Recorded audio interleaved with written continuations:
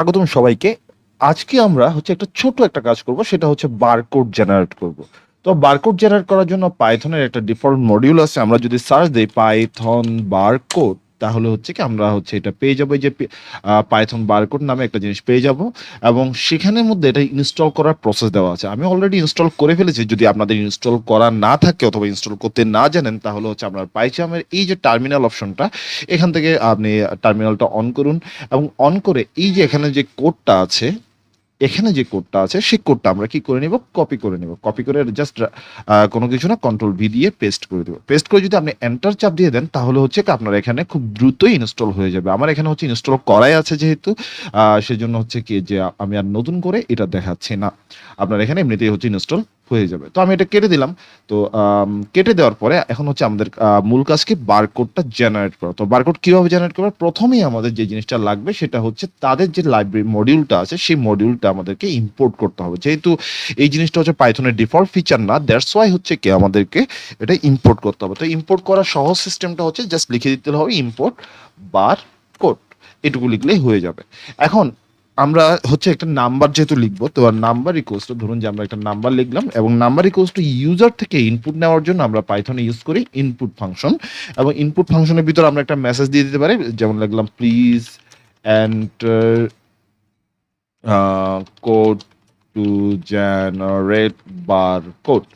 এভাবে করে আমরা একটা মেসেজ দিয়ে দিলাম। তাহলে এই মেসেজটা আমাদের এখানে শো করবে। যেমন আমি যদি এটুকুর মধ্যে রান করি, তাহলে কি আসবে দেখেন, যে please enter code to generate bird code. আমি এখানে দিলাম 1 2 3 4 5 6, তাহলে কি আমাদের ইয়াটা জেনারেট হয়ে গেল। এই নাম্বারে যে কোডটা লিখবো, সেটা এই নাম্বার ভেরিয়েবলের মধ্যে স্টোর হয়ে যাবে।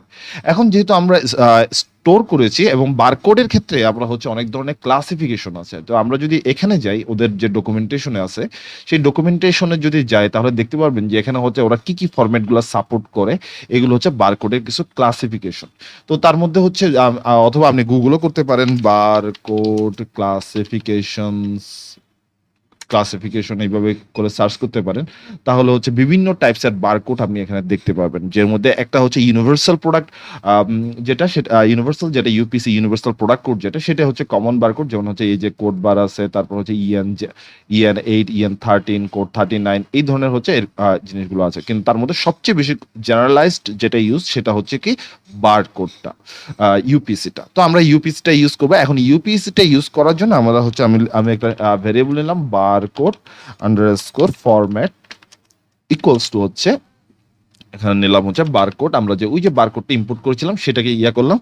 সেখান থেকে আমাকে ডিফাইন করে দিতে হবে বারকোডের কোন ফরম্যাটটা ইউজ করব। তো আমি দিলাম, ওরা ক্লাস ইয়ার মধ্যে ইউজ করেছে গেট বারকোড ক্লাস, এবং সেখানের মধ্যে আমি এখানে দিয়ে দিলাম ইউপিসি, অর্থাৎ ইউনিভার্সাল প্রোডাক্ট কোড যেটা আছে সেটাই ইউজ করলাম। তাহলে আমার সেকেন্ড কাজ শেষ। এবার এটাকে আমাকে লিখতে হবে। তো আমি লিখলাম my barcode equals to barcode format, বারকোডের ফরম্যাটটা ইউজ করলাম। ফরম্যাটের মধ্যে আমাদের দুইটা জিনিস লাগবে। একটা আমাদের প্রথম যে জিনিসটা লাগবে, সেটা যে আমরা কোন নাম্বারটাকে লিখতে চাই। তো আমরা তো নাম্বারটা ইনপুট দিবই, তাহলে এই নাম্বারটাকে লিখলাম। এরপরে আমাদের যে জিনিসটা লাগবে, সেটা যে এটা তো একটা ইমেজের মধ্যে রাইট করতে হবে, সেজন্য একটা রাইটার লাগবে। তো আমি লিখলাম রাইটার ইকুয়ালস টু, আমরা বারকোড থেকে, বারকোডের নিজস্ব রাইটার আছে, বারকোড থেকে আমরা নিব রাইটার, বারকোডের রাইটার থেকে রাইটার থেকে আমরা নিব ইমেজ রাইটার।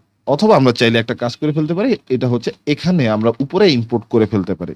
তাহলে উপরে ইম্পোর্ট করার জন্য আমরা লিখব from barcode dot writer import image writer.